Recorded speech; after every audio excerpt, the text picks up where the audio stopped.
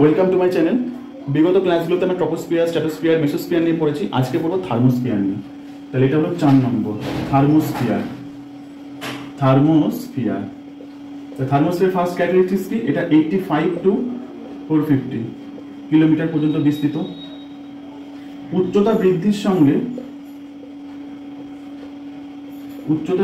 সাথে তাপমাত্রা বৃদ্ধির হার খুব বেশি।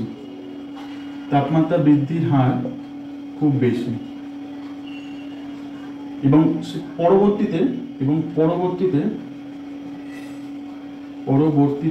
হার কম।